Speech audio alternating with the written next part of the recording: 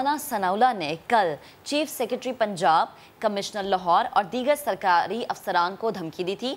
अब उनके खिलाफ दहशतगर्दी की दफात के तहत मुकदमा दर्ज किया जाएगा, ऐसा कहना है वफाकी वज़ीर इत्तलात व नशरियात फवाद चौधरी साहब का। उन्होंने कहा, किसी को हम ये इजाज़त नहीं दे सकते कि वो सरकारी अफसरान को धमकियाँ दे।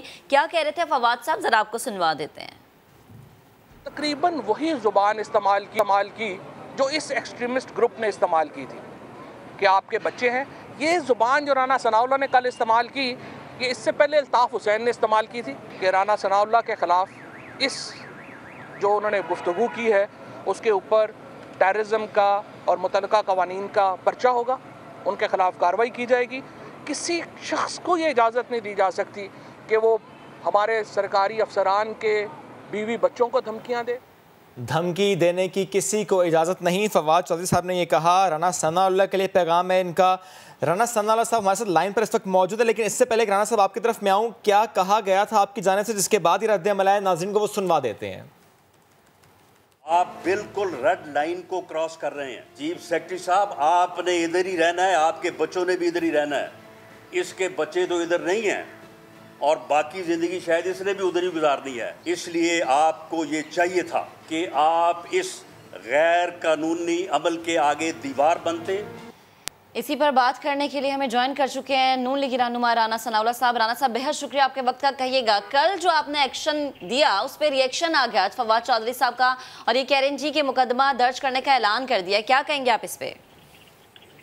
जी, मैं तो वेलकम करता हूँ फवाद चौधरी साहब के इस बयान को, बल्कि मैंने तो कहा है कि फवाद चौधरी साहब खुद बने और मुद्दई बन के जो है वो पर्चा दर्ज करवाएं। मैं इंशाल्लाह इसको डिफेंड करूंगा कोर्ट ऑफ लॉ में। किसी अफसर को या किसी भी बंदे को जो एक गैर कानूनी अमल का हिस्सा हो, उसको वार्न करना, उसको खबरदार करना धमकी नहीं है।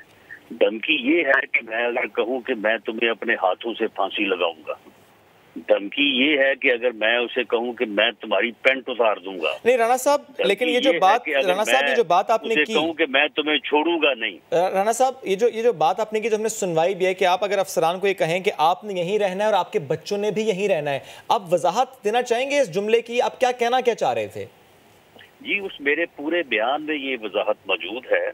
मैंने इन अफसरान से कहा कि अगर आप एक यानी इंतकाम का और एक ऐसे अमल का हिस्सा बनेंगे जिसमें आप लोगों के घरों को गिराएंगे, लोगों के बुजुर्गों की कब्रों के ऊपर जो है वो आप चढ़ाई करेंगे, तो फिर उसके बाद ये मुल्क जो है ये अफरा तफरी और इंतशार का, ये आप मुल्क को खाना जंगी की तरफ और लाकानूनियत की तरफ धकेल रहे हैं। तो आपने भी इधर ही रहना है, आपके बच्चों ने, हम सब ने, हमारी फैमिली ने, सब ने इधर रहना है। तो इसलिए आप एक गैर कानूनी अमल का, एक सियासी इंतकाम का हिस्सा न बने। तो राना साहब, जब किसी को हम ये कहते हैं कि आप किसी गैर कानूनी काम का हिस्सा ना बने, तो हम उसमें उसके बच्चों का भी जिक्र करते हैं। जी बिल्कुल, जब ये लोगों के घरों पे गैर कानूनी अमल का हिस्सा बन के जो है वो गिराने जाएंगे, तो क्या लोगों के घरों में बच्चे नहीं होते वहां से? क्या हमारे बच्चों से जो है वो दूसरों के बच्चे जो है वो कुछ ज्यादा मुकद्दस हैं? सबके बच्चे एक जैसे हैं, कोई ऑफिसर का बच्चा हो या किसी आम आदमी का हो, सबके बच्चे एक जैसे हैं। बिल्कुल राना साहब, मैं यही चाह रही थी कि बस इस चीज़ की वजाहत कर दे, मेरी रहनुमाई कर दीजिए कि ये जो आपसे मैंने सवाल किया था। बेहद शुक्रिया, आप मौजूद थे और आपका मौक़िफ़ हम तक पहुंच चुका है। राना साहब ने कल जो गुफ्तगू की, आज उस पर फवाद चौधरी साहब का रिएक्शन भी आ गया और वो कह रहे हैं कि अब जो है मुकदमा दर्ज किया जाएगा।